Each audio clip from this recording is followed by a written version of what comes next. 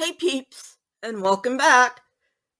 Today is my last episode of this episode of Eric Hovind, and boy, do they ever have a stupid filled episode for you.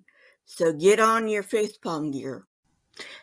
At any rate, if you spend any time listening to these yuckers, and believe me, there's better things I could do with my time. But anyway, Eric is the son of Kent Hovind.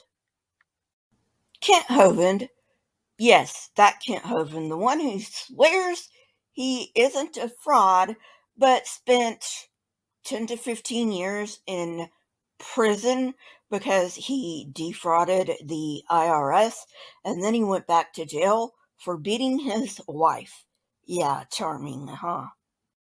Anyway, I'm going to take it a bit easier on Eric because, really, this guy never really had a chance, although he should have learned by now. But, yeah, he went to Pensacola Christian Academy for his entire life. Other than that, he has no other credentials, if you can call that a credential. Anyway, he did try going to Jackson Hole Bible College, which isn't even a real college, but that's neither here nor there, and he couldn't even do that. So I don't want to air the Hovind dirty laundry, but it ties into who he is. When Kent went to prison to serve out his sentence for dodging the IRS, he put his creationism ministry in Eric's name, and Eric never gave it back. Well, you know what, Kent? Karma's a bitch, ain't she? Maybe if he'd been nicer to the kid, he would have given you back your ministry, but you beat the living daylights out of that kid when he was younger. What did you think was going to happen, you loser? And while you're thinking about it, if you're new, why don't you go ahead and hit that subscribe button? And if you've already subscribed to me, make sure you're still subscribed because for some reason, YouTube loves to unsubscribe people. Also, if you're new here, I'd like to thank you very much for giving me a chance. And for my fans and subscribers, thank you so much for coming back. You are the lifeblood of this channel. And now, with that, let's get on with the video.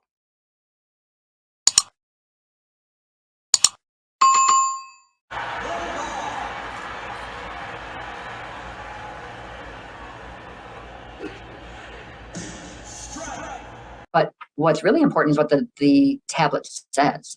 So it's an inscription, or what's called a rescript, like a summary of a law. So it, like the word "and" in Greek, kai, doesn't show up on there at all. And yet, if you read through the Greek New Testament, you see it all the time. And this, and this, and this. I mean, it's just constantly being used. The statement of only I am allowed to misinterpret this character is hilarious. But my toxic trait is that I genuinely believe that my interpretations are, capital C, correct. So, before I get into what the Nazareth inscription is, I want to point out that even he, and bravo Timmy, even he admits that we don't know the provenance of this Nazareth inscription. But before I get into the meat of the matter, I just want to point out that later studies have found that it is not a response to the myth of Jesus' resurrection, but the creationists, they don't care about later studies. They latch onto whatever they want to latch onto and say this is proof, And we're not going to change our minds. Of course, we already knew that. And that is that. In a nutshell, the Nazareth inscription has nothing to do with Jesus. I know, shocker. Instead, it says that Caesar will severely punish those who are caught grave robbing. What does this have to do with Jesus' resurrection? Since I'm an anthropology minor, of which archaeology is a subgenre, and I took most of my classes in archaeology, most of my viewers are going to know where I'm going with this. He notes that they don't know the provenance, which is a problem. First of all, it was found in 1878 by a collector, not an anthropologist or an archaeologist, although at this time archaeology wasn't really a thing. So anyway, there's no proof of where it came from or who found it or even how it ended up in the Louvre.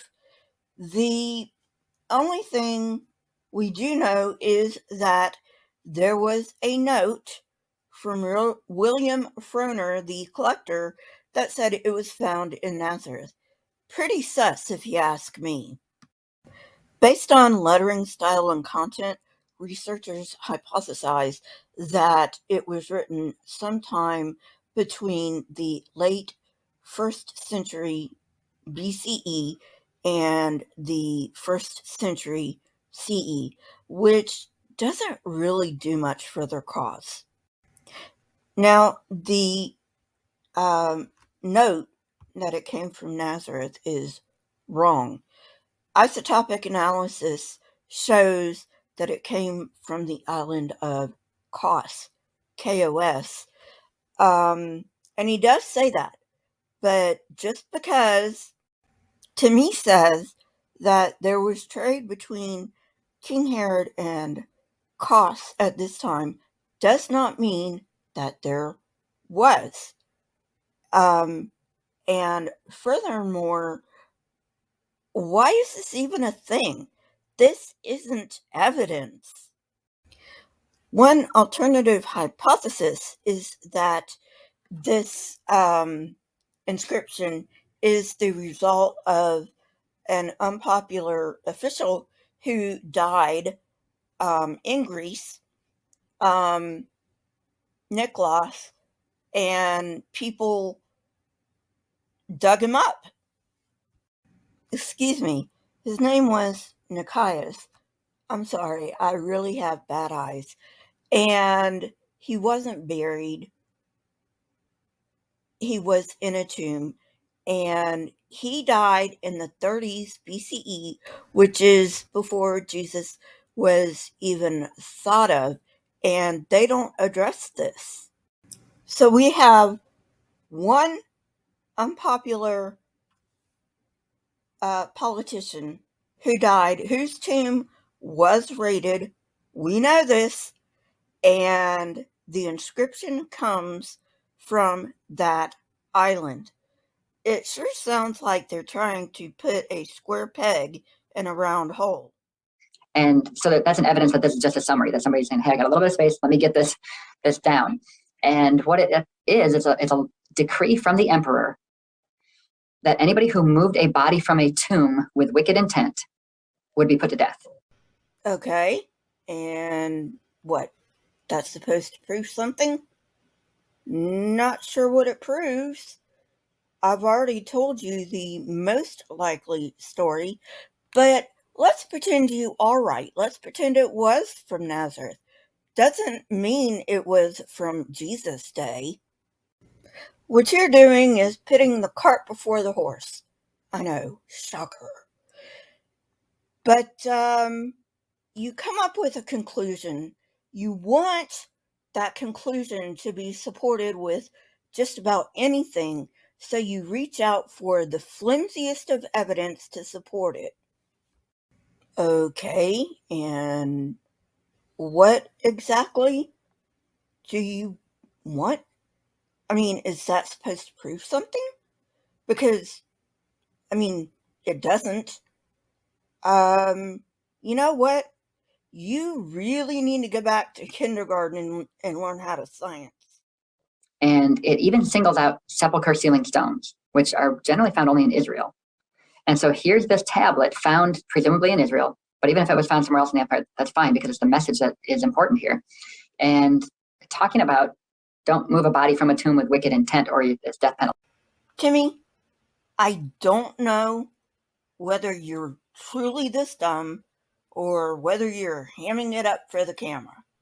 At any rate, yeah, it does matter where it was found. And the fact that only generally found in Israel, so even you acknowledge that the sepulchre rolling stones could be found elsewhere. You know, this isn't really an argument. You really have to do better if you think that we're going to believe you, because the provenance of this stone is in question. There's no doubt about it. Even you said that. And so here's this tablet found presumably in Israel, but even if it was found somewhere else in the empire, that's fine because it's the message that is important here. Are you fucking kidding me? It doesn't matter.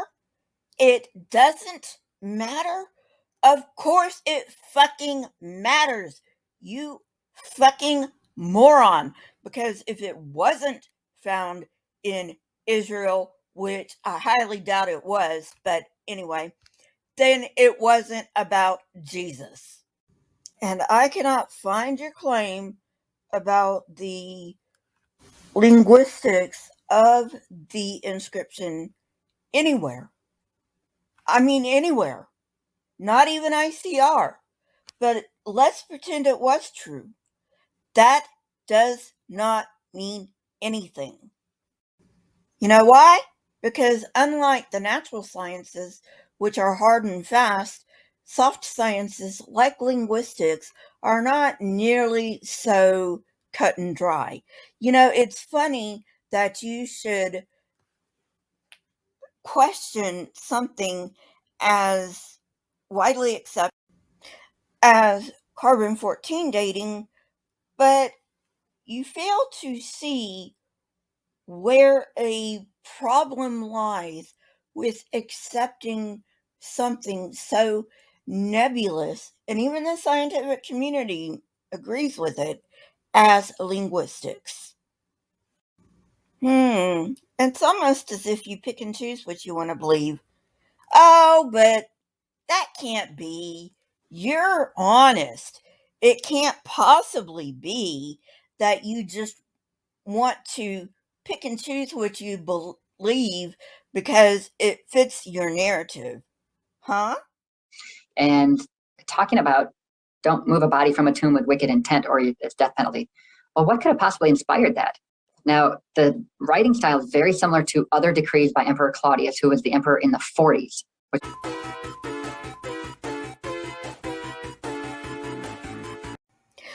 I feel like I'm on a treadmill here, running and running and running and never really getting anywhere. Seriously, do you not see how this is not evidence? Timmy, darling, if you don't know by now why this isn't evidence, I really can't help you.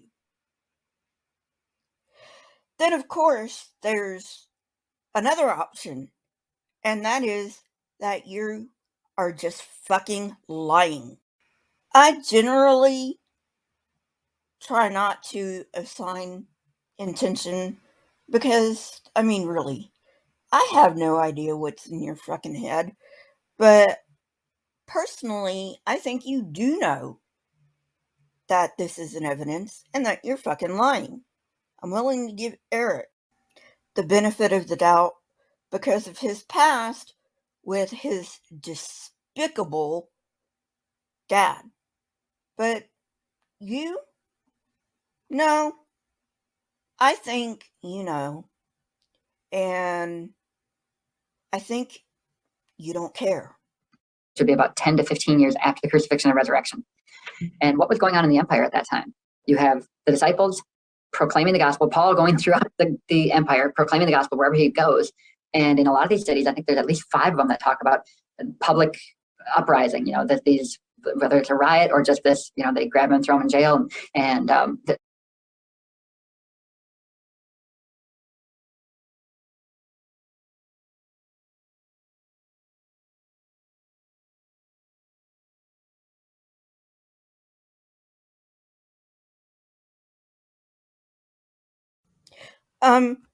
Jesus, I don't know whether you know this or not, but that's cheating. If you're gonna resurrect, can't you at least do it the right way, the proper way, the come out of the tomb way?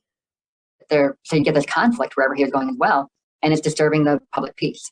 And eventually it becomes such an issue that it reaches Rome, and the emperor himself says, yeah, no more talk about this.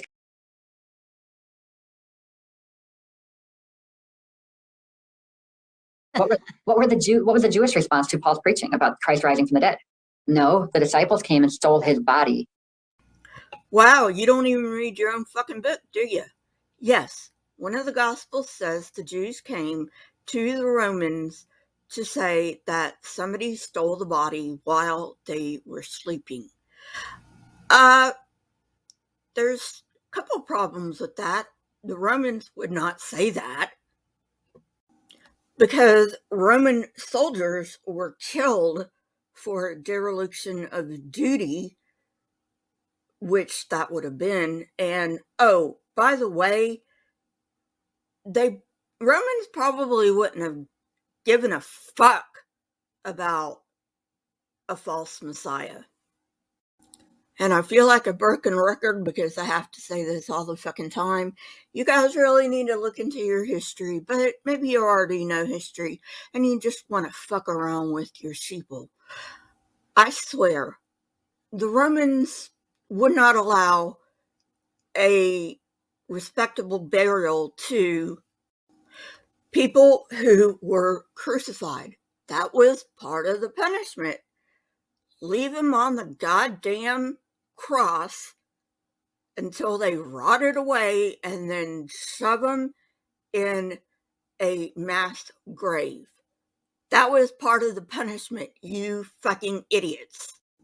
So not only do you have that massive inconsistency to deal with, but also if you look in the Acts of the Apostles, the Jews come to Gamaliel saying, what are we going to do about this? And Gamaliel says, leave them alone. If it is of God, it will flourish. And if it is not of God, it will peter out. So essentially, why would the Jews do that? And why would the Romans help the Jews to begin with? It makes no goddamn fucking sense. Of course, that's just another contradiction between books of the Bible that you have to account for. But hey, it's your problem, not mine. But anyway, it never happened, never existed. So get on with your lives. That's what the soldiers were paid to say. The disciples came and stole his body while we slept. And so you have the disciples saying he rose, and then you have the Jewish response saying, no. The unbelieving Jewish response, obviously the disciples were Jews too, so they were believing Jews. And then the unbelieving response is, no, his disciples stole the body.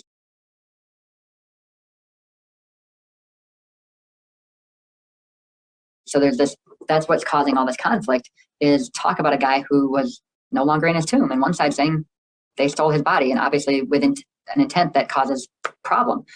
I really can't stand these people. I mean, this is disgusting.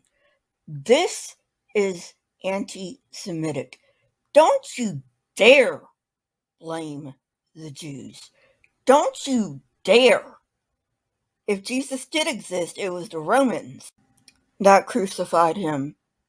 Rome bowed to nobody at this time, least of all the Jews. What the fuck are you trying to pass off here? Because it's not the Jews' fault. As I already pointed out, Roman soldiers would not admit to dereliction of duty. They just wouldn't. That was a death sentence for them. But again, like I pointed out, Rome probably didn't give a fuck. You are using one source as your be-all, end-all. I know. Shocker. Young earthers used the Bible as the end of all sources to end all sources. Yeah, that's really a shocker. But you gotta do better than that. Let me ask you something. Are you really trying to convince non-Christians that Jesus resurrected? Because this isn't doing it. I mean, your extra biblical evidence is not evidence. I've torn down some of them. I'm probably going to tear down the rest of them, because if what I've seen is the best you've got, then you don't have much. And the Bible doesn't count, dude, because believe it or not, no written source, including the Bible, is not evidence in and of itself. There must be physical evidence to back it up, and you have none. What happened 2 years ago is the study that discovered that the marble came from the island of Kos. The people who did the research said it's interesting because there's an old story about an ancient ruler on Kos named Nicias, who was alive back in the days of Julius Caesar. So about 25 to 30 years before Jesus was born. Well, Timmy, you surprise me that you have the cojones to mention this little fact, seeing as how it totally decimates your argument. I guess maybe I have a wee bit of respect for you now. By the way, savor that compliment, because it's probably the only one you'll ever get from me. Because I believe in the truth, and you don't. So let's get that straight right off the bat. But I got a question for you, Timmy. If there is on Kos about a ruler that was so hated that the people even thought about disgracing him in whatever way, and the tablet of the inscription comes from there, then that is the most parsimonious explanation we have for the tablet. And considering that we have no fucking idea where it's from, it sure seems like the most parsimonious explanation is best. So then, why do you want to believe some fanciful thinking of the imaginations of your own mind? Oh yeah, silly me, because you believe a zombie rose from the dead. And when he died around 25 BC or so, or 21 BC, something like that, a little while later, his tomb was desecrated and his body was taken out and dragged, is what this ancient writing talks about. Known since 1878, an intriguing artifact named the Nazareth inscription may shed light on the official Roman response to Jesus' resurrection. As its name suggests, it came from the city of Nazareth and is strongly believed to be an authentic inscription from the 1st century.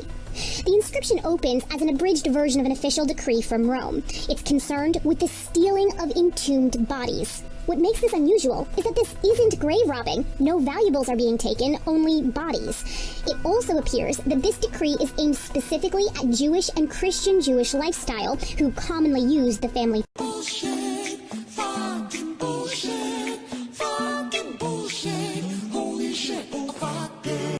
But it talks about how they had to remove the bars from his tomb, from the door of his tomb. It's not a sepulchre ceiling stone, it's more like a door that they had to remove. So it doesn't fit that description. And it's also, so what would the point of the law be?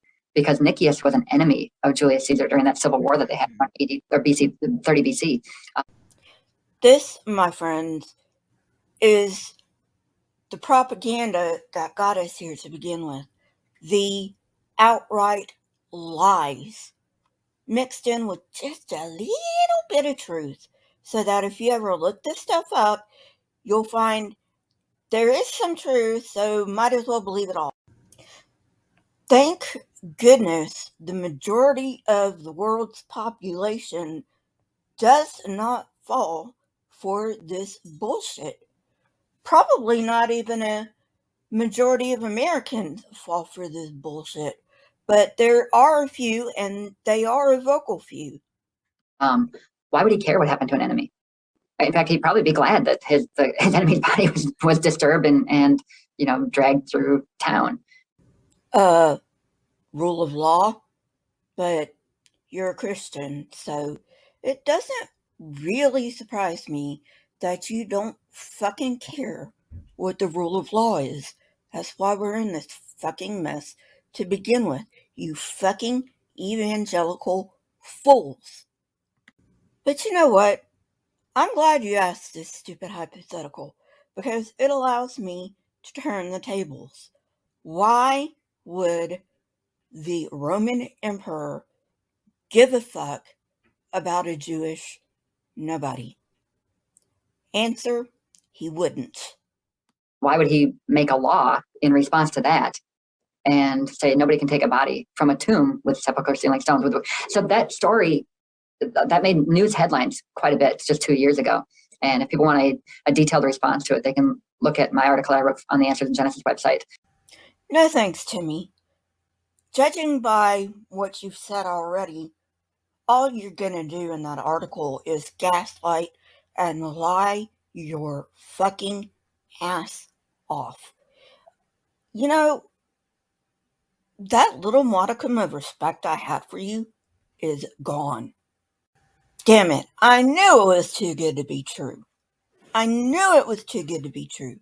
I cannot extend any kind of respect to any creationist, because all you people do is pull this kind of shit. It's disgusting. If you really had truth on your side, you wouldn't have to lie. But you do lie. And that's because you know that you do not have truth on your side. And you know that tablet has nothing to do with Jesus. Well, folks, that's the end of the video. And what about this quote-unquote extra biblical evidence for the resurrection? I find it very underwhelming. I wonder why that might be. Could it be that it never happened to begin with? By the way, your so-called evidence is not evidence. Seriously, Timmy, if you're gonna speak like an expert on this subject, the least you could do is look up the goddamn definition of evidence, because you ain't got it.